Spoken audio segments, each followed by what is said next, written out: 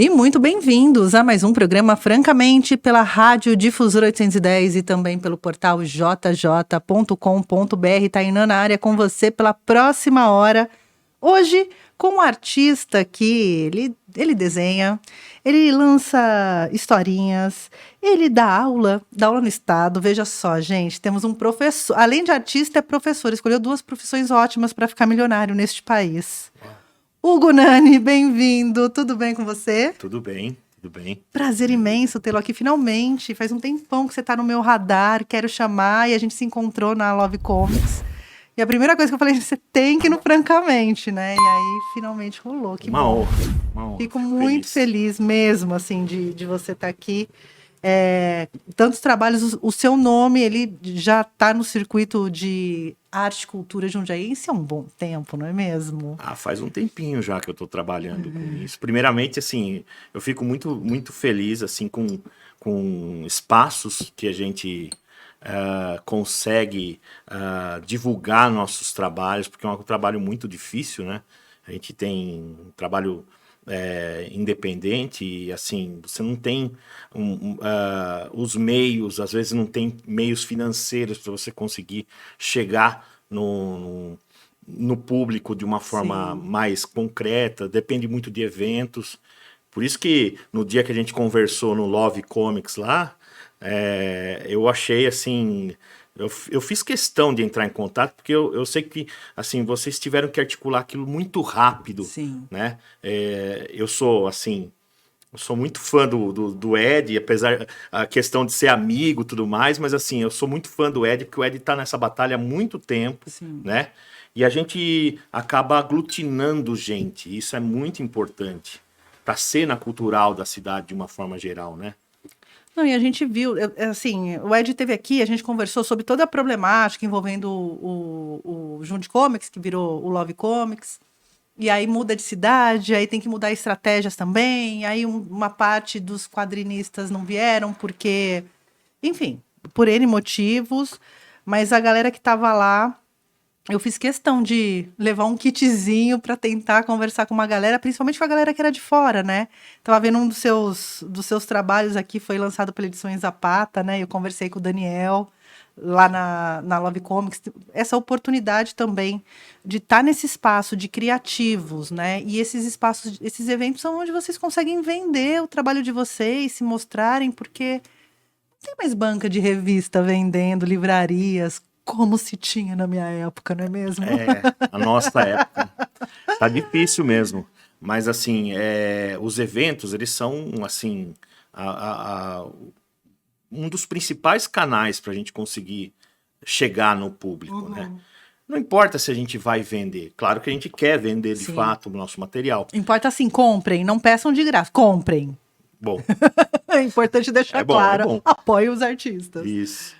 Então, mas assim, você apresentar seu material, você fazer esse material chegar num público que não teria acesso, assim, se não fosse por um evento, se não fosse, por exemplo, por um site que tivesse um espaço de venda fácil, entendeu? Que um serviço de entrega que fosse fácil também.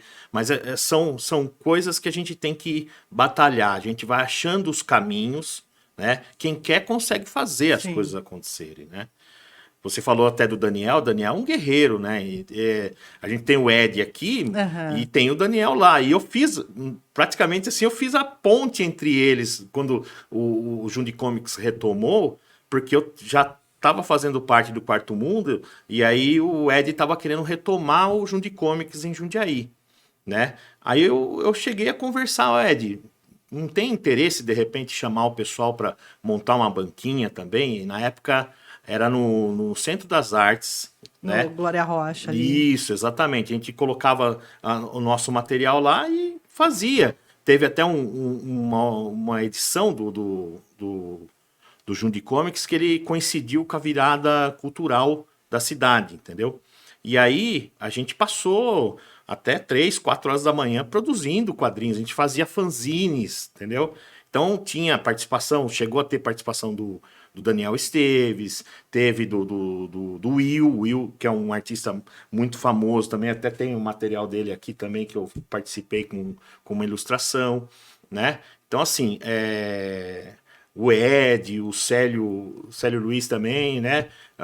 Vários artistas fizeram parte naquele período e aquilo foi se fortalecendo para a coisa chegar num ponto em que agora todo mundo é meio que amigão já, Sim, entendeu? sim, Então, você cria uma comunidade ali, na verdade, né? Porque se não for esse formato de comunidade, de se autoalimentar, de pensar nos eventos, nada vai acontecer. exatamente. Porque um quadrinista sozinho não faz verão, né? Um Exato. desenhista sozinho não faz verão. Antes, eu quero falar sobre as revistinhas, as coletivas aqui, né? Que todo ano tem aqui a revista Japi, também teve a Liga dos Super-Heróis, enfim. Antes de entrar nisso, eu quero saber de você, da sua vida. Nasceu, teve o parto. Você tinha uma família de artistas, seu pai, sua mãe, alguém era ligado à arte na sua casa, assim? Como que isso surge na tua vida? Porque a primeira expressão de uma criança ali é o rabisco, né? Sim. É o desenho.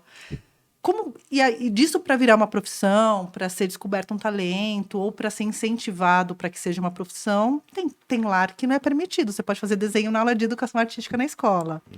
Como trabalho, não. Você vai ter que escolher uma profissão, enfim.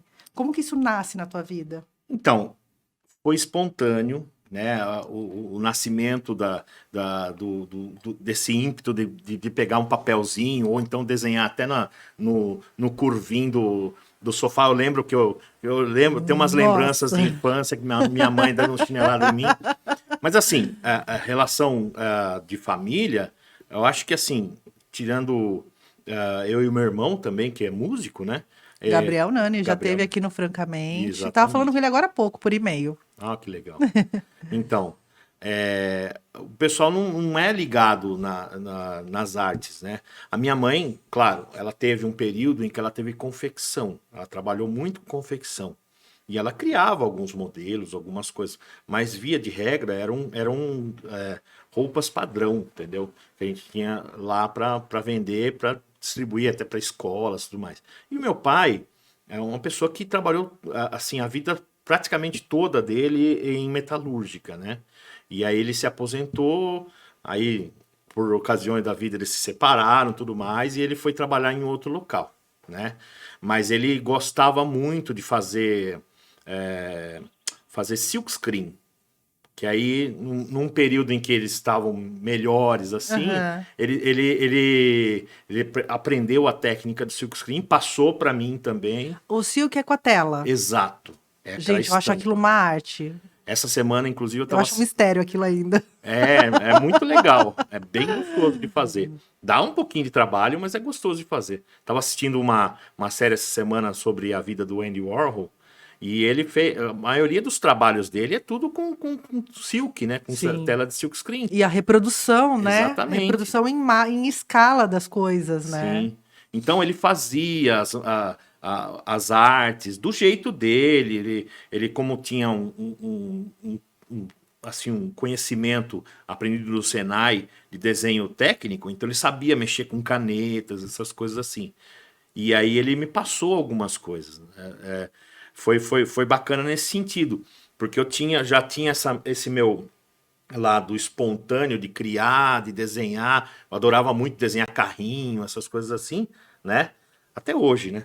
Se você pegar a 147, que eu acho que não tá aqui, enfim, ela é o carro que eu gosto de desenhar, eu gosto de desenhar essas coisas todas. Então é um desejo de infância que eu fui trazendo, tudo mais tal. E tudo isso aí funcionou para eu chegar num estágio que agora eu consigo contar histórias a partir desse apanhado de formações. Sim. Eles nunca me proibiram. Quando você era criança, você tinha já o lance de historinha, assim, de desenhar uma historinha, de desenhar uma cena, Sim. ou eram desenhos soltos? Tenho até aqui nessa revista aqui, a Turma da Margem, tem como se fosse um índicezinho aqui mostrando umas curiosidades. Acho que é aqui, ó. Olha aqui. Nessa aqui. Esse desenho aqui é da época de 1986, né? Eu tava na escola, eu tinha 11 anos, 11 para 12 anos. Então, o personagem, lógico, eu mudei ele com o tempo, né, tal, mas eu fazia os caderninhos, a minha mãe me dava material e fazia os caderninhos com algumas historinhas, entendeu? Nossa, parece o japonês do Japarrangos. Então, Copiar seu desenho. Mas aqui são os seus desenhos e o que eles se transformaram, é isso. exatamente. E esses esboços, você tem isso ainda? Alguma coisa eu tenho. papel? Esse desenho do cachorrinho aí, eu tenho ele guardado. Ele acabou rasgando no meio, Aham. mas eu De dobrar. então. Porque ele foi feito, inclusive, num caderno escolar. Então ele tem linhas, né? Então, são coisas que eu tenho há muito tempo e eu já tinha esse interesse de criar histórias, né? Com base na Turma da Mônica mesmo, tal. Essa ideia de trabalhar com o público infantil, ela voltou quando eu comecei a trabalhar com escola, com criança, principalmente com criança. Então, eu até no texto inicial está colocado ali que eu gosto muito de comparar esses alunos. É um texto grande, né? Mas assim, que são inspirações. Os alunos acabam sendo inspirações para mim, né? Alguns colegas meus da época que eu estudava, a 1900 e bolinha, né? Então, assim, a gente acaba puxando referências de tudo, Sim. entendeu? E do seu cotidiano, das suas vivências, né? Que tem uma frase, ó, a Turma da Margem foi criada pela necessidade que eu tinha de fazer aparecer essas pessoas ditas invisíveis, Exato. que só são lembradas em números, em dados da triste estatística da exclusão, em todas as suas formas. É isso aí. Bonito isso. Mas essa inquietação de criança, de desenhar e tal, que momento que vira uma profissão para você? Porque, tá, você desenha, aí você foi dar aula de desenho, ou você foi fazer... Na minha época chamava magistério, não sei como que chama quando você vai dar aula. Hoje é licenciatura em pedagogia. É porque Que rumo você tomou, assim, na hora de escolher a sim. vida adulta? Eu fiz o curso técnico no Colégio Rosa. Era o único que se aproximava na época de alguma coisa mais artística, que era técnico em publicidade. Então, Tá. os professores lá gostavam muito do meu trabalho. Só que eu era, assim, uma criança que vivia presa dentro de casa, aí vira um adolescente, vai estudar à noite, eu me perdi total, entendeu? Aí conhece a vida, aí fica difícil você focar, né, Aí na você conhece as publicidade. festas regadas a vinho, tudo, e aí Saudade, já era. inclusive, não tenho mais idade para isso. Só pro Então, vinho, para tem mais festas saúde, não. né? Não tem mais fígado para isso. Exatamente. Muita bebida ruim na juventude, Com muita. certeza. Então aí, assim, depois eu falei, pô, mas o que eu vou fazer, né? Aí eu prestei o vestibular para publicidade mesmo, né? E coloquei como a segunda opção arte, como licenciatura. Uhum. Mas não pensando em cair depois numa sala de aula. A minha ideia era trabalhar com arte, entendeu? Sim. Então, E eu queria... publicidade sempre foi um lugar que pareceu muito livre nas criações, né? Assim, mesmo porque na década de 90, 2000, a gente tinha muito forte ainda as criações. Ainda há um mercado grande de publicidade, de comercial, de comunicação visual para venda, né? Sim. Eu lembro dos comerciais dos anos 90, dos anos 2000, cada comercial que era uma obra de arte, né? Eu até trouxe o Dolphine aqui que fez aquele da Caverna do Dragão, que ficou lindo, né? Todo mundo ficou achando que ia sair um filme do Caverna do Dragão, eles fizeram um live action, né, Rafa? Não é live action, como chama, Rafael? É live action. E assim, é um mundo encantado também a publicidade, né? Sim, então, é uma arte direcionada, é uma Sim. arte para convencer o público a consumir, né? E eu, assim, trabalhei um tempo, até tentei trabalhar com isso, mas não era a minha pegada, entendeu? Eu tive um amigo que ele queria muito que eu fosse trabalhar com ele, porque ele achava que eu tinha um certo talento, mesmo uma pedra meio bruta para lapidar, né? Mas, assim, eu tentei trabalhar com ele, até fiz alguns trabalhos para compor algumas contas, algumas peças que ele tinha desenvolvido, mas assim, eu vi que não era muito a minha área aquilo ali, entendeu? Eu gosto de ter liberdade para fazer a coisa. Então, assim, a arte, depois, quando eu entrei na faculdade, que eu fiz a faculdade na PUC, em Campinas, que era a mais próxima que eu achava, né? Na época, e aí, assim, eu fiz e aquilo abriu minha cabeça de uma tal maneira. Você tinha aula com gente que tinha habilidade em dança, em sapateado, gente que era fotógrafo, sabe? Abre para todos os sentidos, abre a tua mente para o mundo das artes, né? Você não vai aprender só sobre desenhar, você aprende sobre todas as esferas, as expressões artísticas, né? Sim. Aí você foi estudar na PUC e aí você teve contato com outras expressões artísticas. Isso dentro do teu curso ou na hora do recreio?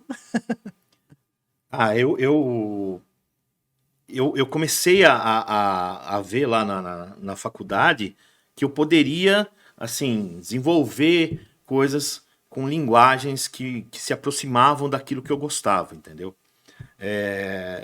No último ano que eu fiz a faculdade, eu acabei participando de um salão interno lá de arte e teve muita participação, teve muitos integrantes lá e eu acabei ganhando medalha de uns par de coisa lá. Eu fiquei muito feliz, entendeu? Eu falei, nossa, eu acho que eu tô no caminho, Acho que entendeu? eu escolhi a profissão Eu certa, acho que eu né? tô no caminho. E eu fiz alguns personagens, inclusive, que eu tô desenvolvendo história, que é um mundo já mais de fantasia, que não tem nada a ver com isso aqui que eu tô fazendo, que é uns personagens que eu criei no período que eu tava no ensino médio, inclusive, né? Você guardou esses cadernos, eles ficam lá Sim. na gaveta e uma hora você dá uma vida ali para Artista eles. é assim, ele acaba dando vida quando a coisa começa a amadurecer mais na cabeça. Sim. Às vezes você não tá com a cabeça para você desenvolver aquilo lá. Eu tenho uma história de terror, por exemplo, que eu tô querendo fazer, que é sobre uma mulher que de repente vai ter uns 5 minutos lá e vai acabar fazendo uma loucura, entendeu? Mas isso aí, eu tô assim, pega, faz um desenho, daí coloca no arquivo lá, pega, faz outro desenho, de repente você escreve uma página, entendeu? Aham. Né? A E você coisa vai. faz à mão ainda ou você já migrou para esse espaço digital de desenho? Então, até antes da pandemia, eu tava indo bem no tablet, né? Nos desenhos que eu fazia direto lá no ambiente digital, né? Mas aí veio a pandemia e aconteceu uma avalanche de coisas e eu tive que trabalhar muito tempo em home office dando aula e a gente tinha uma carga terrível de trabalho. O pessoal pensa que ficou em casa, não está fazendo nada. Aham. Muito pelo contrário, a gente ficava Faz o muito mais dobro. sobrecarregado. E aí, eu fiquei meio empapuçado de trabalhar na frente da tela naquele momento, entendeu? Tanto é que, assim, eu tô aos poucos retornando tal. A minha tablet também chegou a dar um problema na caneta, eu tive que mandar vir uma Arrumar. outra, né, tudo mais. E aí, assim, eu tô fazendo muito no lápis agora, porque é uma coisa assim que pegou, já começa a fazer, entendeu? E assim, junto com isso, eu tô assim desenvolvendo, né, uma técnica que, assim, estudando bastante essa técnica de aquarela, que é uma coisa que me fascina e que eu sempre tive dificuldade de fazer. Sempre, sempre. Tudo que tá aí é tudo praticamente digital, Sim, eu ia né? perguntar isso. Os desenhos que você já apresentou assim nas publicações, tudo digital. Tudo digital. Acho que é essa primeira aqui que, né, a gente conversou antes, essa aí eu fiz a arte no pincel, né, no nanquim, né? É um pouquinho mais para essa Pra aí, trás aqui. exatamente. Sei onde tá vendo? Ó, Qual, então, qual foi sua primeira publicação? de todas, da vida, assim. Que saiu em revista foi essa do Foi Toninho do essa? Diabo. Essa aí. Gente, é o seguinte, ele me trouxe aqui uma revistinha que eu tenho desde 2004. O que eu fazia em 2004? Apresentava o Rock Forever na Rádio Difusora. Pois é, essa garota aqui já faz programa há muito tempo. E na época, o Toninho do Diabo me deu uma porção de revistas. Eu acho que foi, não foi nem 2004, acho que foi 2007 que ele me... foi um pouco antes de eu sair da rádio, saí em 2008. E ele me deu uma porção de revista e eu guardei. E aí, em 2020, o Toninho foi até a rádio, a gente bateu um papo, tem vídeo no canal, inclusive. E aí eu fiz ele autografar. E hoje estou com uma pessoa aqui que tem uma história nessa revista. E ele vai autografar também a revista para mim. Você vai colocar um número aleatório, que nem o Toninho. O Toninho colocou o número 6682. Ele numerou, minha revista é numerada. Você quer que eu coloque 6 números? Aí você joga na Mega. Nossa, depois. vamos, jogo com o seu e com o do Toninho. Imagina se eu ganho. Patrocínio Diário Negro do Toninho negócio. do Diabo 2. A primeira publicação foi essa. Como que você veio parar na vida de Toninho do Diabo e do Vardi? Então, o Daniel Vardi, ele lançou um concurso nacional, em nível nacional, né? Para buscar novos talentos, que trabalhasse com os personagens que ele criou ou que ele estava tomando conta. Na época, eu acho que até ele ainda cuida da carreira do Toninho nessa parte. Porque direto eu falo com o Toninho, ele fala que ele tá com o empresário dele no Canadá, tá com o Vardi no Canadá. Então, e aí assim, ele lançou esse concurso e aí tinha vários personagens e tinha o Toninho.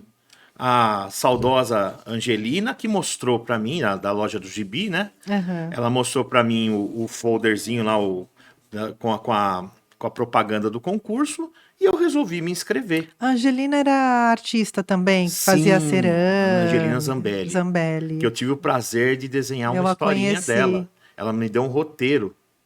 É que eu não tenho mais a revista, mas essa historinha também foi publicada, né? E a Angelina passou para mim Que inusitado você ir parar na revista do Toninho do Diabo via Angelina. Sim. Já é um lugar meio inusitado, mas Jundiaí, vamos lá, né? É que a loja do Gibi, centro de Jundiaí, o Toninho também Jundiaí, né? Então, assim, a Angelina tinha um interesse em trazer o pessoal do meio também para fazer vários tardes de autógrafo, né? Bate-papo. Ela queria bastante agitar fomentar, né, mesmo o setor criativo. Exatamente. E aí, assim, ela passou para mim, não sei se foi o Vardi que deixou lá com ela, tudo mais, e aí eu me inscrevi e fiz a historinha, que se chama Entidade Assistencial, em que o Toninho do Diabo dá uma de pastor de igreja evangélica, né, que prometia trazer o filho dela que tinha se desviado aí, né, de volta para casa. Então a mulher, ela acreditou no papo do Toninho. Do pastor Toninho. Pastor Toninho, exatamente. E aí eu tive a felicidade da historinha ser premiada com o primeiro lugar, e um dos prêmios era ela ser publicada. E aí isso foi em 2004. Por isso que eu até ia falar para você. A revista saiu em 2007. Isso. Ela saiu em 2007. Eu cheguei até aí no evento de lançamento que eles fizeram lá em São Paulo. Eu não lembro direito o nome do lugar. Mas, enfim, fui lá, conversei com o Vardi, conversei com o pessoal também. Foi muito bacana. E a partir disso eu comecei a ficar mais interessado nessa questão, juntamente com o pessoal que estava retomando o Jundi Comics em Jundiaí, né? Que o Ed também... Você conheceu o Ed em qual circunstância de rolê da vida? Foi pelo desenho mesmo? Foi nesse contexto? Então, o Ed eu conheci em 2000, quando eles fizeram, se eu não me engano, a primeira edição do Jundi Comics, foi no Solar do Barão, né? Aí conversei com eles, mas assim, foi um papo rápido, entendeu? E a gente só falou, não, eu também faço, eu tô fazendo curso na fábrica de quadrinhos em São Paulo, não sei o que lá, tal. E a gente poderia conversar para fazer os trabalhos, A tal. fábrica de quadrinho era que era do Rogério. Rogério Do Vilela, Vilela. do Marcelo Campos, Otávio Que era Cariello. uma puta referência, né? A Sim. fábrica de quadrinhos. Eu não sei, fechou? Eu não sei se existe. Não existe Ela mais. virou a Quanta, porque o que aconteceu é que os sócios eles foram saindo, né?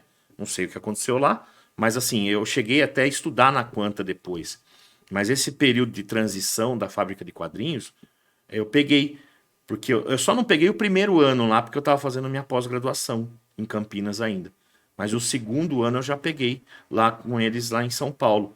Então eu tive aula com o Roger Cruz, tive aula com o Marcelo Campos, tive aula com o próprio Vilela. Eu cheguei a ter uma aula com o Vilela, né? Mas eu vi que não era muito lá dele, aquilo lá não. Mas enfim, tive aulas com vários colegas, inclusive colaborador do Ed, inclusive na revistinha do Homem Chiclete, o Ed Wagner foi meu professor também lá. Um excelente professor, inclusive. E aí, assim, a gente conversou, eu e o Ed, né? E aí, um dia, assim, no fim do dia, que eu ia comprar pão no mercado, eu acabei esbarrando com o Ed. Ô, Ed, tudo bem e tal? Como é que você tá? E aí, e os quadrinhos, né? E aí a gente combinou de trocar arte para um fazer arte final para o outro, que o Ed gostava muito de fazer arte final. E ele chegou a fazer arte final do desenho que eu tinha mandado para ele. Era um desenho lá de índio e bandeirante lá que eu tinha feito, e ele fez uma arte final muito bonita, entendeu? Aí a gente começou a querer se juntar em casa, tudo mais, para nos sábados, pra gente fazer fanzine. Foi aí que pegou, entendeu? Começou a junção dos poderes, né? Isso, a gente chegou aí na casa do Célio também. Tinha um outro integrante também, que era o Rodolfo, que também ia lá junto. Aí a gente Célio foi o que... O Célio tava na Love Comics, junto com... Sim. Que tá na escola, junto com isso, com o acho Ed. que ele é sócio do Ed agora na escola nova, né? Isso. O Célio, ele chegou a fazer quadrinho, acho que na edição 3 da Japi agora, se não me engano. Na última, que tem a Vivian Mota também. Que tem Isso, uma turma. tem o Cobiaco e tal. Cobiaco. Eu, inclusive, não tenho essa edição, preciso pegar. Eu tenho em algum lugar. Eu tenho aqui. A nova eu tenho. Não tenho heroísmo? Tenho, que tem a Vivian. Então tá lá em Louveira. Eu tenho essa revista. Pelo amor, não brinca. Aí junta com o Ed, começa a formar uma grande collab de artistas jundiaenses. E a Liga dos Super-Heróis Jundiaenses, ela surge quando? Ela surgiu nessa época aí. Porque a gente queria fazer alguma coisa envolvendo super-heróis. Ela saiu mais ou menos na mesma época que saiu a minha Clube da Voadora número 1. Né, que saiu pela... O voador é maravilhoso. Quero fazer parte desse clube. Isso, então... Porque às vezes só na voadora resolve. Só na voadora. Eu tô, inclusive, fazendo a edição 3 aí, devagarinho também, né? Retomando. Essa aqui é só sua? Essa é só minha. Texto e... Quarto Mundo. Exatamente. O que é Quarto Mundo? Quarto Mundo era um coletivo em que a gente fazia a distribuição dos quadrinhos para os colegas, e os colegas iam nos eventos que a gente não poderia ir. Tipo, a gente tinha colega que a gente se encontrava no FIC, lá em Minas Gerais. E o cara era de, sei lá, de Belém do Pará. Aí, o que a gente fazia? A gente pegava um montinho do nosso material, vamos fazer uma troca aqui, você vende o meu material, eu vendo o seu material. Era assim que a gente fazia. Entendeu? Puta, cara, a música, as bandas alternativas fizeram isso um bom tempo, na época que se vendia CD ainda. Sim. Das barraquinhas de banda, pegarem merch de outra, trocar a caixa. Ó, eu te dou uma caixa do meu CD, você me dá uma caixa do seu CD, e aí nos meus shows eu ponho os seus CDs para vender também. E é um comércio perdido, né? Pelo menos na música também não tem mais esse material, não tem mais CD, né? Mas eu achava muito foda, porque às vezes você conseguia um material de uma banda, de um artista que é de outro estado, que não tá naquele dia, mas você tem acesso, né? Sim. E acho perfeito essa collab para essas trocas. Eu tenho material de gente que eu nunca mais vi, assim, sabe? Eu nunca tive mais contato. Encontra no FIC de 2009 e aí depois você só vai saber que o cara ganhou um prêmio, alguma coisa assim do tipo, ou que, sei lá, aconteceu alguma coisa, tal, ele... Alguém morreu, alguém... inclusive teve um Foi dos nossos aí, brincadeira. infelizmente, que acabou indo dessa para uma melhor, né? Foi recentemente, mas abafa o caso. Abafa o caso. Enfim, aí assim, era nesse esquema. E o Quarto Mundo foi durante um bom tempo dessa maneira. O problema de todo o coletivo é que assim, você tem pessoas que estão comprando a ideia que, né, acaba dando um braço para aquilo, entendeu? E faz mesmo. E tem gente que às vezes não está participando, entendeu? Não tem aquele envolvimento total. Ele está com outra correria, entendeu? Ele tem outros interesses e aquilo é só mais um, entendeu? Aconteceu do pessoal achar que já não estava mais valendo a pena ficar levando tanto material. No FIC de 2009, a gente levou.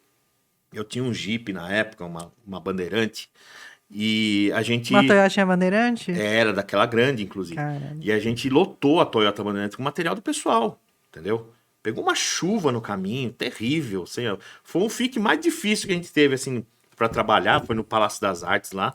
Mas foi, assim, muito gostoso. A história, até a história da viagem, a gente se promete até hoje de transformar isso em quadrinho, entendeu?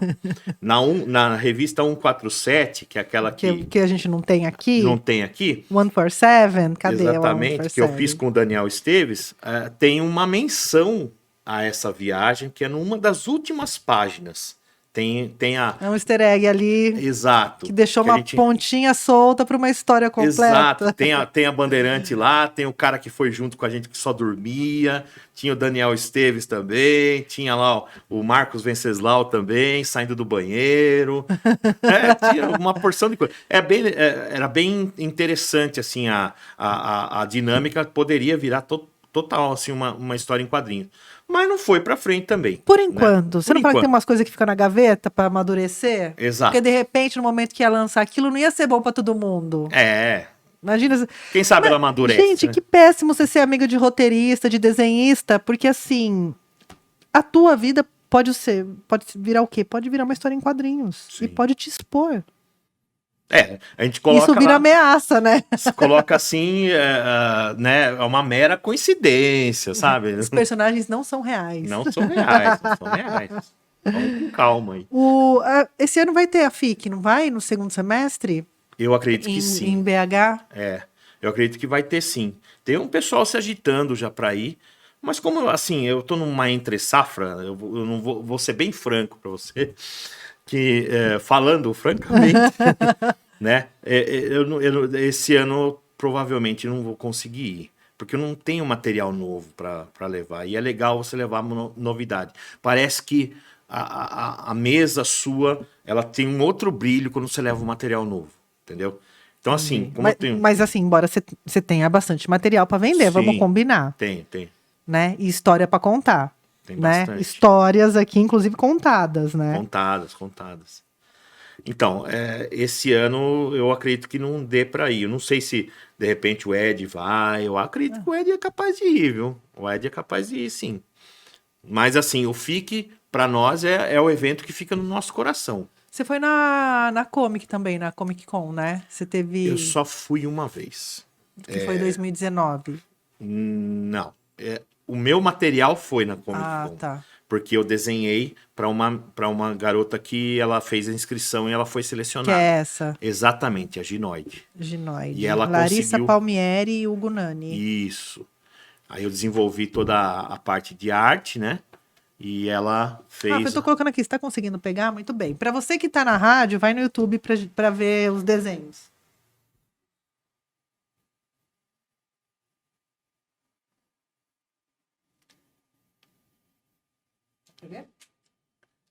Me conta essa história aqui. Então, a história da revista em si ela é uma história Bacana porque, assim, ela se esgotou no evento, né? Que ela vendeu a tiragem total que ela conseguiu fazer. A gente teve um problema de gráfica, né? E aí, no fim das contas, a gente acabou imprimindo um volume menor de material.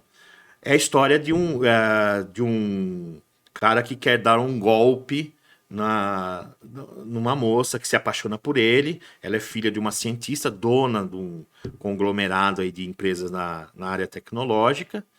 E ela acaba que eles engatam um romance, só que o cara quer dar um golpe nela. Eu não vou contar muito mais, não, porque, embora esse material não esteja disponível fisicamente, é possível encontrar esse material em PDF na digital. internet. Eu não sei o endereço, me desculpa. Ai, que beleza, gente. Ele não sabe. Ó, tem lá na internet, dá um Google. Na época Ginoide. da pandemia, tinha um site que eles estavam disponibilizando leituras gratuitas na pandemia de quadrinhos nacionais. E tinha Ginoide também. Tinha Que 147 também. Ah, é? Tinha. A gente existe isso. Eu vi que o governo do estado de São Paulo lançou recentemente uma biblioteca virtual para quem quiser ler, mas existe alguma voltada só para HQ? Você tem essa informação? Depois eu preciso procurar isso, porque agora que você falou, né, que disponibilizaram alguns. Eram iniciativas HQs. dos próprios artistas de deixar o material à disposição, principalmente por esse período de pandemia que o pessoal estava muito surtando aí, e a arte foi dando um. Estamos surtando ainda, viu, gente? Não se iluda, não. Veio vacina, a gente já tá sem máscara por aí, mas tá todo mundo surtado, porque as sequelas ficam, né? É verdade. Nem fala. Me conta. Aí a gente tem aqui. Você falou que tem uma história de terror para lançar, né? Sim. Você não lançou ainda da Mulher Surtada. E aqui a gente tem Almanaque Contos da Madrugada. Esse é do período também do Quarto Mundo, né? Foi feito com a edição do Felipe Meyer, que foi um dos integrantes também do Quarto Mundo. Na verdade, ele não era integrante, né? Eu acho que foi o único rejeitado pelo Quarto Mundo, mas ele estava sempre junto lá com a gente, né? Virou um membro no horário. Exatamente. E aí eu participei, foi uma das primeiras participações que eu tive. Eu acabei desenhando uma historinha que envolve o Roberto Carlos, né? Roberto Carlos contra as garotas zumbi, né? Em ritmo de aventura. Ritmo de aventura. Exatamente. E aí aparece a parte onde eu tô lá desenhando, tem o Erasmo tentando recuperar a perna dele e tal. É uma coisa bem doida. O Erasmo aqui de Rambo, né? Isso. Ele... Meu Deus, gente. Você que tá na rádio, por favor, vá até o YouTube, que neste momento eu estou apontando para a câmera o Erasmo vestido de Rambo. Aí eu fiz uma brincadeira com aquele filme Planeta Terror também. Eu coloquei o Roberto Carlos com a perna de metralhadora. Então, Robert Rodrigues curtiu. Acredito que sim. Caralho, como a gente nunca pensou no Roberto Carlos com perna de metralhadora. Seria ótimo. Em vez de dar rosa, nossa, dá gente, um tiro. Eu nunca mais vou pensar no Planet Terror agora sem a imagem do Roberto Carlos nessa cena. Já pensou? O filme se trata de uma stripper que perde a perna e o namorado coloca uma metralhadora na perna dela para matar zumbis. Aliás, esse filme, se você não assistiu, assista. Eu adoro. Eu pessoalmente adoro, né? Então, assim, a gente fez isso na madrugada, né? Então, é a hora que a cerveja já tá batendo, né? Que você já tá meio sem freio, né? Você começa a fazer umas histórias nessa linha aí, entendeu? Meu Deus, precisa chegar no Erasmo de alguma forma. Eu vou fazer isso. Depois eu vou. Isso aqui tem digital ou não? Essa história? Eu não sei se tem digital, mas foi um dos trabalhos assim que eu mais gostei de ter feito, porque tudo que envolve humor me interessa bastante, entendeu? Não, é um humor adorável, inclusive. Tava procurando tua perna. Você vê que ele afia o facão no queijo mineiro. No queijo mineiro, aqui, ó. Queijo mineiro. Que perfeito. Que perfeito. Que ano que saiu essa? Eu tava olhando aqui. Eu acho que foi em 2012, 2011, por aí. É um material assim que Eu fui procurar no fundo do baú as minhas participações, pessoal, aí. Ainda tem muita coisa que eu participei e eu não consegui achar para trazer aqui para você. Quem sabe numa próxima. Claro, assim que você achar, a gente vai fazer o quê? Quadrinho por quadrinho. Quadrinho comentado. Não tem disco comentado? A gente vai fazer quadrinhos comentados. Uau. Que depois dessa da perna de metralhadora, Nossa, estou muito fã. Olha, quer ver, ó, deixa eu mostrar pra você aqui, seguindo essa linha, nós temos o Zé Murai, que é um cangaceiro que tem um conhecimento aí de samurai também, né? E aí, assim, foi criado pelo Ricardo, né? E ele é uma edição da Zapata Edições também. E aí tem vários artistas participando, roteiristas. Eu tenho um roteiro também aí e tem uma historinha de 3 páginas que eu desenhei com o roteiro de uma roteirista chamada Jéssica.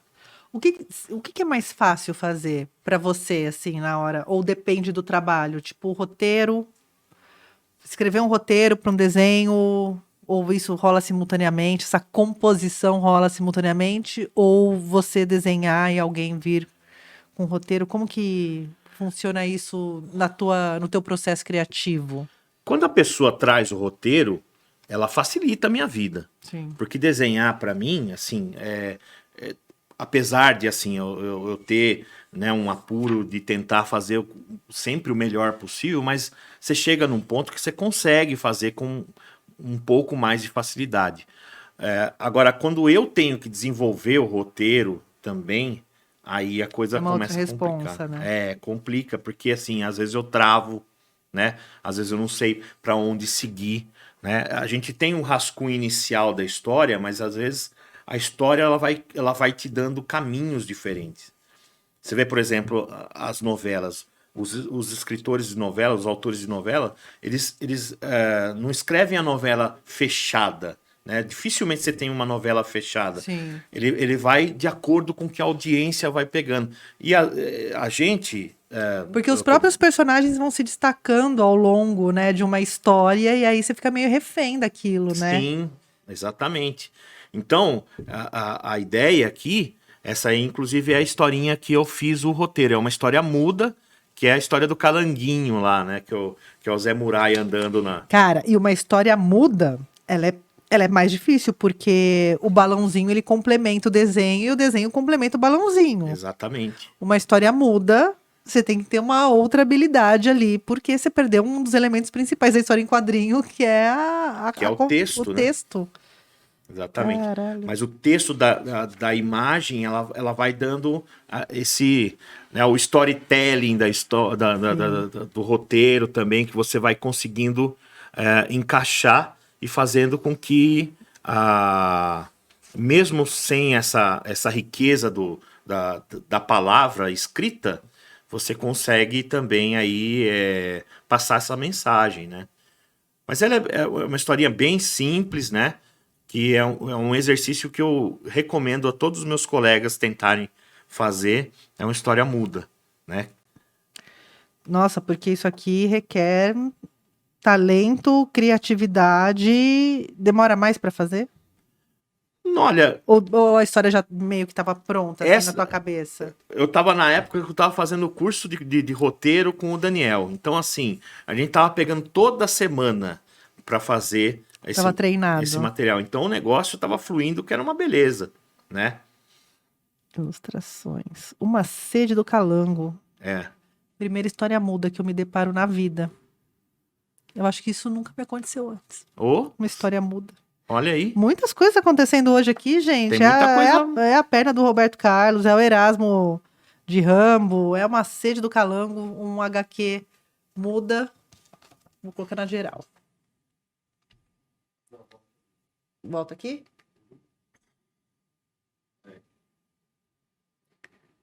Eu tenho mais uma historinha aí que eu participo desenhando também. Aqui? Nesse? Que eu fiz do assim... Zé Murai? Ela é bem curtinha, ela tem 3 páginas com o roteiro da Jéssica Gonçalves. Eu acho... Essa aqui, ó. Essa aqui mesmo. Chama Vocação. Que é o menino que quer sentar junto com o Zé Murai e virar um samurai do sertão também, né? Samurai do Sertão, muito bom. Aí ela termina aqui, é bem curtinha mesmo, né? Ele vê o que acontece e tudo mais. Só pra contar no final da história, o moleque não conseguiu, tá, gente? O Zé Murai manda ele embora. Pois é. E aí você trouxe essa aqui também, Sim. que essa aqui é uma obra raríssima. É. Clássicos revisitados. Me conta, como que você foi parar aqui nesta revista? Leonardo Mello é um dos fundadores do Quarto Mundo também, né? E aí depois que o Quarto Mundo se desfez, a Quanto gente tempo durou o Quarto Mundo, assim, enquanto coletivo? Então, o Quarto Tirando Mundo... aquela pessoa que nunca pôde entrar no Quarto Mundo, coitado. Pena dele agora. Mas ele participou da Ele participou, eu fiquei com dó dele. Foi de 2017, se não me engano, até 2012, né? Talvez 2017 até 2012 a gente teve um De Volta para o Passado aí, que pode virar um quadrinho, mas Ó, é 2007 a 2012? foi isso aí É que mesmo. você falou 17. Não, foi 2007. Você falou de 2017 para 2012. Desculpa. Acho que eu tô ruim de pronúncia. Eu tava fazendo uma conta aqui de trás para frente, mas tudo bem. Durou 5 anos, né? 5 anos. E aí a gente manteve as amizades, né? Teve os contatos. O Leonardo Mello, ele é de Curitiba. E lá em Curitiba tem um evento muito forte também, que é a Bienal de Quadrinhos, né? E a gente sempre mantém contato. Ele vem bastante para São Paulo, tudo mais. E aí numa dessas ele perguntou para mim se eu tinha interesse de participar de uma dessas edições do Clássicos Revisitados, né? Tem o Clássicos Revisitados tem vários temas que se fundem. No caso edição aí, eu não sei se é a edição 3 ou a edição 4, mas é fatos históricos com sci-fi, né? E aí calhou de ter a historinha que eu desenhei com o roteiro do mestre Jean Danton, né? Foi um presente que eu ganhei. O Jean Danton tem até livros sobre roteiro, um cara que eu admiro bastante. Responsa também, hein? Sim, e aí eu fiz uma historinha que juntava a extinção dos dinossauros com o Guia dos Mochileiros das Galáxias, né? Então, é uma historinha curtinha, com 6 páginas, que são 2 alienígenas que acabam destruindo a espécie dos dinossauros. Né? Os dinossauros de uma forma geral, né? Não dá nem para contar muito, porque a história é tão curta. É uma pena que é uma tiragem bem pequenininha. Eu acredito que seria interessante ele até, de repente, republicar esse material. Porque ele chegou a fazer, acho que são 4 ou 5 edições desse Clássicos Revisitados, com vários temas. Tem terror, tem histórias políticas também, né? Bem bacana. Viu? E eu tô olhando aqui, fica à vontade. Cada revistinha sua, você tem elementos diferentes no seu desenho. É? Você não acha que você tem traços diferentes?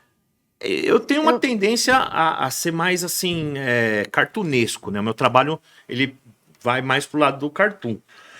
Porque não parece que é sempre o mesmo traço, assim. Não sei se também a técnica que você usa para fazer cada coisa, isso dá uma diferença, né? Mas como que você encontrou o seu estilo? Porque cada história pede uma coisa. Sim. Né? Embora você seja mais cartunesco, você tem ali... Você não fica repetitivo os seus desenhos, é isso que eu quero dizer, né? Que momento que você se encontra com o teu estilo próprio, assim? Com os cursos que eu fui fazendo, eu fui refinando os trabalhos, né? Fui achando o meu traço, né? Fui desenvolvendo de uma forma que eu conseguisse me sentir à vontade com o que eu estava produzindo. Mas é claro que, assim, tem trabalhos que pedem uma estrutura um pouquinho mais próxima do real, né? Aí eu puxo um pouquinho mais para anatomia, tudo mais, os fundos mais rebuscados. Esse desenho aí não é desenho do Zé Murai, é só aquela... Só o roteiro é seu. Tá, Quer deixa eu ver? pegar um outro. do Roberto Carlos, por exemplo, é um desenho que eu fiz em 2009. Esse aqui já foi em 2016. Então tem uma evolução aí também, né? Mas tem muito o que o desenho pede também, né? O que a história pede, o estilo.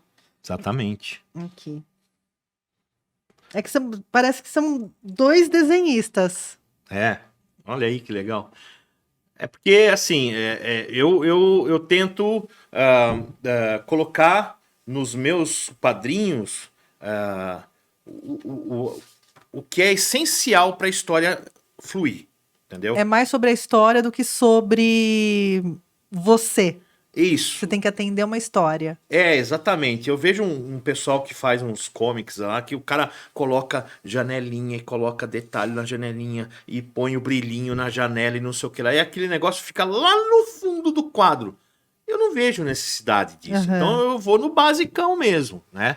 Eu quero contar a história que a pessoa pega e... Eu lembro muito da Angelina falando isso de novo. Olha a Angelina de novo aqui na minha cabeça.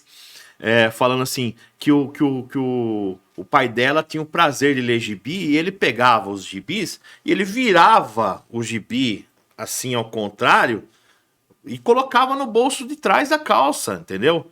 Que ele pegava no horário do almoço para ler um pouquinho, lia o Fantasma, assim, e eram coisas que a gente... acho que com essa coisa do não ter mais o quadrinho, não ter mais a banca, não ter mais essa coisa do popular, tá se perdendo. Você pega, por exemplo, a capa dura, ela elitizou o quadrinho. Sim, eu entendeu? tenho aqui, lindíssimo, inclusive, mas do André. Opa. É isso, tô destruindo tudo. É isso, tô destruindo o cenário, gente. Vem comigo. Esse aqui do André Kalimann, por exemplo, é uma outra. É uma outra história, é uma outra, Sim, né? é uma outra pegada, né?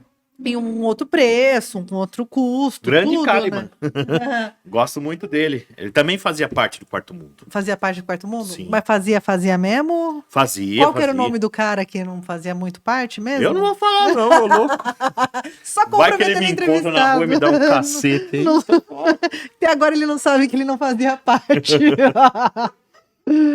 Mas que carregava a caixa nas costas aí, o pessoal fazia bastante. O Daniel Esteves trabalhava muito, o Cadu, o Will, Não tinha dá uma nome. galera. Não dá Não, eu nome. tô falando de quem tá trabalhando. Tá. E a gente tá falando de elitizar, né? Eu lembro muito quando eu era jovenzinha, que ia na banca, que gibi chamava gibi, não chamava HQ primeiro. Sim, Depois sim. que passou a chamar HQ, tudo ficou mais caro. Sim. Tudo. E eu lembro de comprar gibis e os desenhos tudo borrado. Principalmente os da Disney, que tinha Patinhas e tal. Tinha o gibi com impressão muito ruim. Muito Às vezes ruim. saía Saía do desenho, assim, a cor, Sim. né? Mas, assim, era uma coisa que era corriqueira, fazia parte da semana, passar na banca e pegar um gibi. Você chegou a comprar gibi no mercado? No disco. Então. No disco que Olha tinha. aí, tá vendo?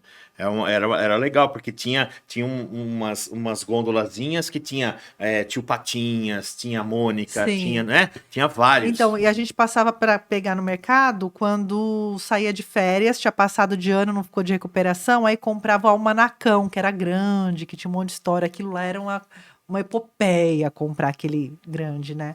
Mas mesmo as histórias de super-heróis que saíam na época, eu nunca tinha pensado como uma sequência, sabe? Assim, depois que a gente cresce, que vem os filmes e tal, que a gente entende que os gibis dos super-heróis era uma trajetória ali, que tinha uma sequência, né? Sim. Eu só fui entender isso depois de adulta, porque quando eu era criança era muito aleatório para mim, assim. A tal da cronologia. A cronologia, não tinha muito essa história, assim. E pega muito essa questão também, que hoje em dia a gente tem uma enxurrada de filme de super-herói, e aí o cara fica apaixonado. Não, eu quero assistir eu quero ver um gibi do Homem-Aranha. Agora que eu acabei de sair do cinema, vou ler um gibi. Aí ele vai ver o gibi não tem a Mary Jane morreu, a Tia May, não sei o que lá. O gibi é muito pesado dos heróis. Exato. É muito pesado, porque assim, esses filmes de super-heróis, eles são feitos para mercado comercial, para pai com filho, né? No gibi é outra história. As pessoas morrem, quebra a coluna, né? pesado. É, por isso que a gente fez a Liga Jundiaense lá de super-herói, para tirar um sarro dessa questão. Você não tem nenhum da Liga Jundiaense de super-heróis aqui? Aqui, eu tenho na minha bolsa, eu acho. Tá lá? Tem? Quer que eu pego? Eu quero, por Então vou favor. lá. Por favor, gente. Ó, esse aqui é a revista Japi, Tudo é Finito, que o Ed teve aqui também. Essa coleção da revista Japi, eu acho o máximo, porque oportuniza vários artistas da cidade fazer colaboração com artistas de fora, a gente conhecer gente nova também. Eu acho muito, muito importante que se mantenha esse projeto aqui. A Liga não saiu mais? Não saiu mais nada da Liga? A Liga, assim, os autores, o Ed, por exemplo, ele é autor do Homem Chiclete, né? O criador do Homem Chiclete. Eu enchi tanto o saco dele, que eu era fã do Homem Borracha e tudo mais, que ele acabou desenvolvendo um personagem que se esticava também, né? E aí, acabou que ele aproveitou o personagem dele numa revista solo e fez um sucesso. Foi o primeiro spin-off aqui da Liga. Eu tô com histórias dos personagens que eu criei, que são da Liga aí, que eu criei 4 personagens aí, né? A Italianona. A Italianona.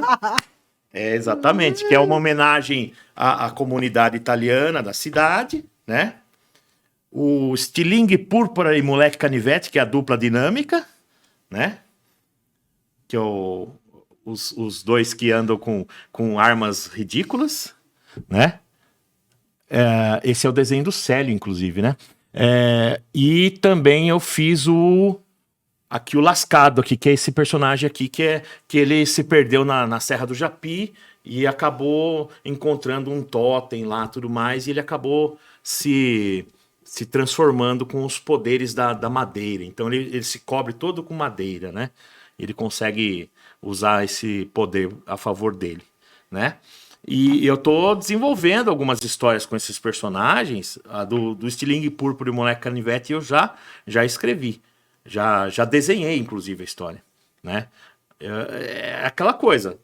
Quero ver se eu consigo montar tudo para lançar uma revista. Porque esse tipo de pegada com super-herói, eu gosto muito de fazer paródia. Eu não gosto que leve muito a sério isso aí, entendeu? Se você tá precisando muito de herói, é porque você não tá conseguindo se garantir, né? Então, eu acho que na pegada da paródia dá para rolar alguma coisinha, né? Meu Deus, que demais. E a gente fez esse período que a gente estava retornando o Jundi Comics e tudo mais, né? Que saiu aqui com o selinho Jundi Comics. Exatamente. Seria interessante de ter um retorno desses personagens e tudo mais. Mas aí depende muito do interesse de cada um, né? Sim. Porque assim, a gente tem que pensar também que precisa ser financiado. Isso precisa...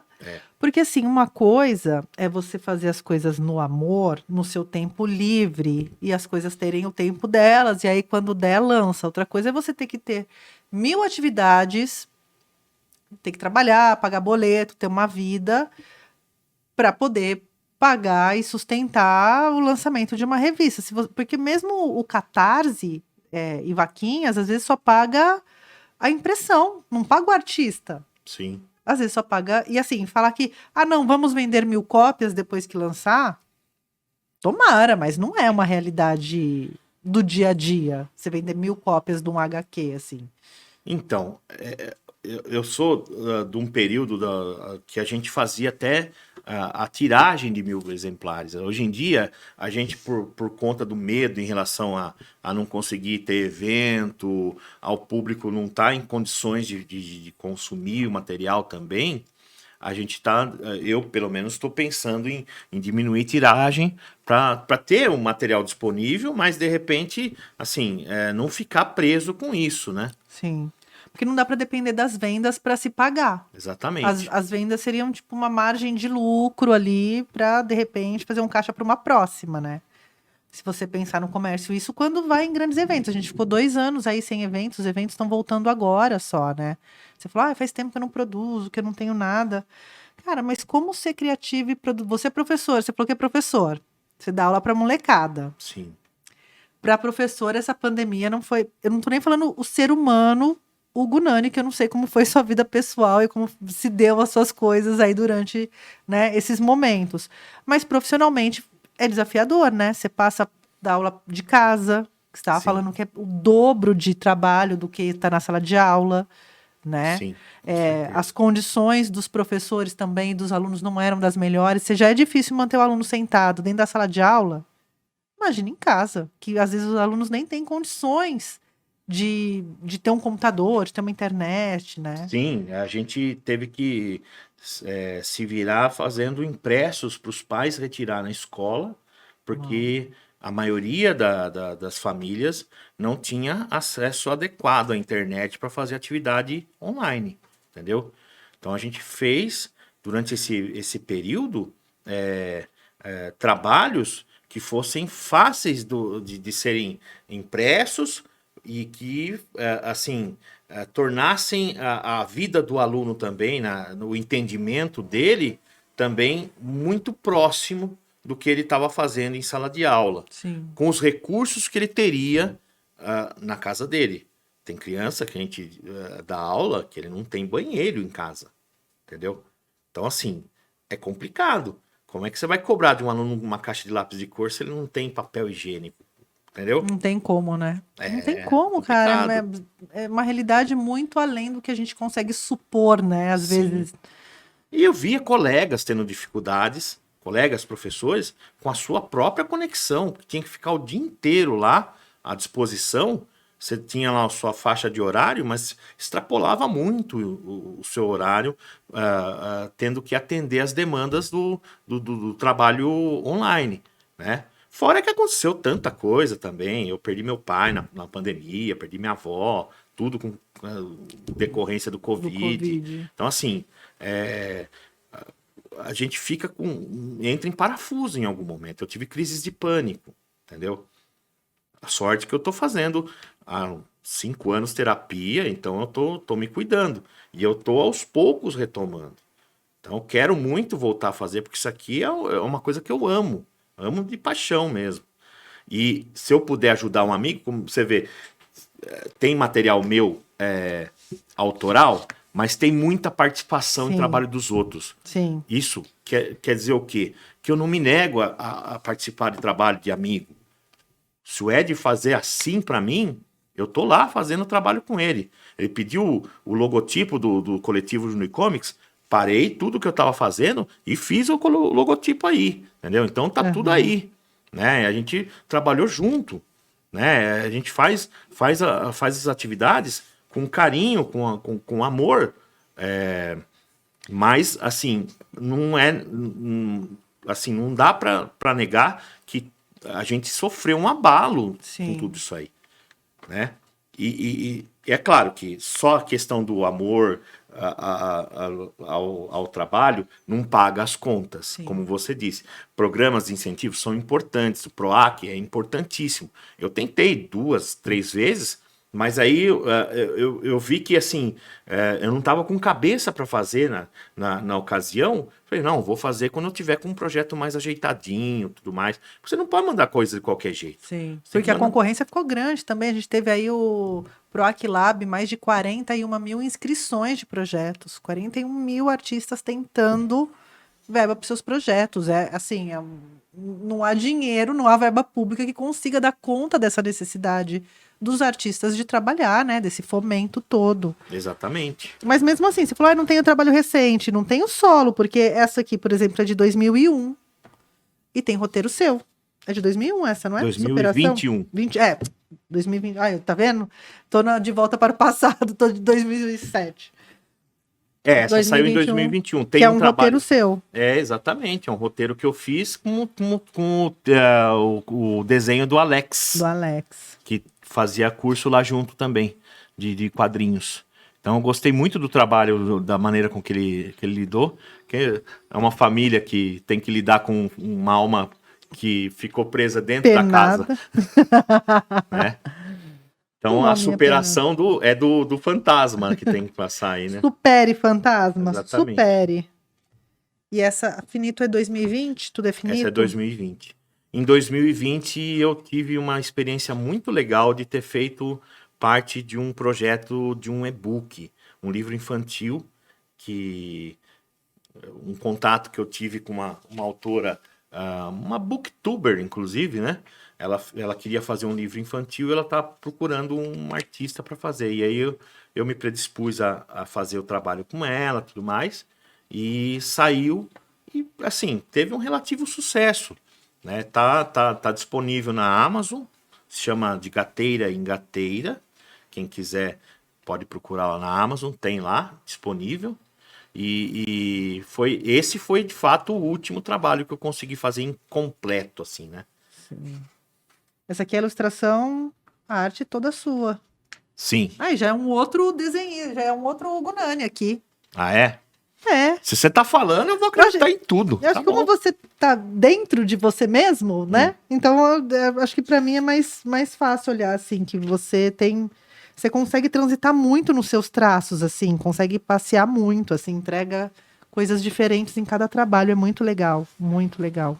Bom que você tá falando isso aí, porque assim, a gente dentro do olho do furacão, assim, a Aham. gente não percebe. Eu sei que tem diferença quando eu mostro o trabalho infantil. Isso eu consigo estilizar bastante o personagem e tudo mais. Mas assim, quando você vê um trabalho que é mais adulto e em relação a outro, comparando, e você tá falando isso, eu fico feliz. Eu gosto muito dessa página que a próxima que eles estão andando de bicicleta, que eu fiz um enquadramento diferente, que tem uma Aqui, né? evolução deles, né? Que eles estão bem pequenininhos, daí eles vão ficando adolescentes, aí fica meio revoltado, né? Então é uma história bacana que o Lexi fez e Muito bonito. eu tenho Crescemos um juntos. carinho com o trabalho, né? E me conta esse aqui do Nada Importa. Ó, você falou que eu não vou ter assunto por uma hora. Ó, aqui, não, gente. Vamos lá. Tá bom. Me conta essa. Então, Se Nada Importa. o Nada Importa é a história escrita pela Paco Steinberg, é uma escritora lá de Curitiba, né? Ela fez alguns trabalhos, ela está um pouco afastada no momento, e ela quis fazer uma história em que a menina sofria com essa questão do bullying, do racismo, né? Das pessoas não aceitarem uma mulher num cargo de chefia, entendeu? Então, assim, ela tinha surtos, né? Ela tinha problemas psicológicos graves em relação... Eu sempre coloco um easter egg nas minhas historinhas. Não sei se você perceber nessa... O 147 tá aqui. Tá, e É a placa? Exatamente. E tem o menino e o cachorro aqui da turma da Marge também. Ah, o menino eu não reconheci, mas O Fusca, o Jorge Ben e a nega chamada Tereza e o violão. Muitos easter eggs aqui. Muitos. Você falou, tem um monte. É que ela pediu para colocar o Stan Lee dirigindo um ônibus também, eu coloquei lá para ela. É. Então, e aí a história gira em torno dela lidando com isso, com a dificuldade dela em lidar com essa angústia que vive. A pessoa às vezes tem um certo impulso depressivo, né? Ela começa a se sentir muito mal, exatamente. Né? Stan Lee aqui. Inclusive o ônibus se chama Aviação Excelsior, se não me engano, tá escrito aí. Tá aqui. É, isso aí mesmo. E aí ela recorre a uma amiga, tudo mais, para tentar ajudar, tudo, né? E aí no fim das contas, eu não vou contar o fim, né? Mas enfim. Você procure Nada Importa aí. Tem disponível? Onde que encontra todas essas coisas, assim? Cada uma em um lugar, né? Eu posso passar, por exemplo, o meu site, a pessoa pode entrar em contato, é hugonani.com.br. Difícil, né, gente? hugonani.com.br. Né? Eu tenho minhas redes sociais também, aí o Instagram é Hugo Daniel Nani, que é o meu nome completo, né? A pessoa pode entrar em contato, a gente combina, eu posso... Hoje em dia, com Pix, dá para você fazer tudo, né? Tudo. Né? Tudo. Se existe uma herança desse governo o Pix. bom, é o Pix. É o Pix. É o Pix, gente. Enfim, aí a pessoa pode entrar em contato, eu tenho à disposição, posso despachar pelo correio, aí vai brinde também, a pessoa fica feliz, mando com dedicatória, Autógrafo. com desenho próprio para ela. É assim. Que E eu fiz esse trabalho com muito prazer, porque eu gosto de trabalhar com roteirista mulher. Eu tive várias colegas, amigas, que acreditaram no meu potencial de transformar o texto dela em quadrinhos, entendeu? Delas, né?